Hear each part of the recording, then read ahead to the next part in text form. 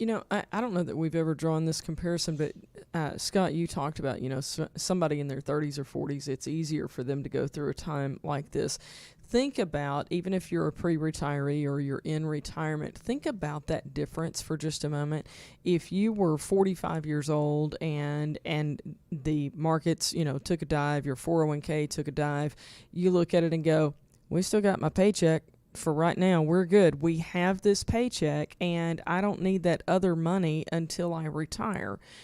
Even when you're in retirement, it should look like that. That you have when the market, not if the market, but when the market has its time, that it goes down and your investments go down, then you can look at your spouse and go, we still got our paychecks. We're good. Even though you're retired, you have that income coming in, and the other assets that are being exposed to the downturn in the market, you don't need them immediately in retirement. That's for a little bit farther down the road. So let's talk about how we actually affect that, because as you said, Janet, if you take a look at someone's needs, their guaranteed income source most likely is Social Security. And we all know that most people are going to have more need than they have Social Security income coming in to meet those needs.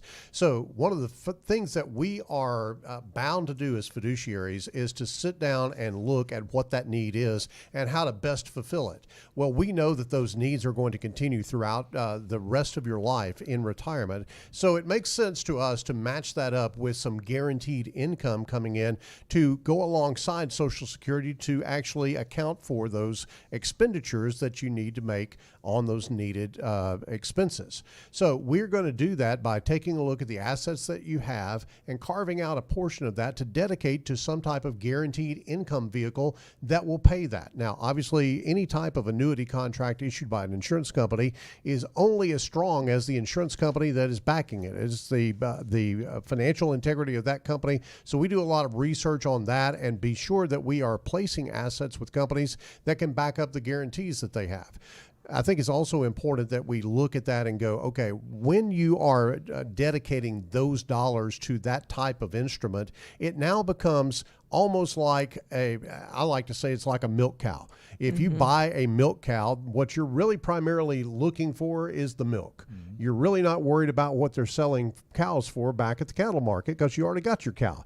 You're really wanting to make sure that that milk keeps coming in because you have a continuous need for milk. The income coming from that investment is the milk. And as long as that income is coming in and it is guaranteed by the insurance company, then you have a pretty solid foundation on which you can build your retirement.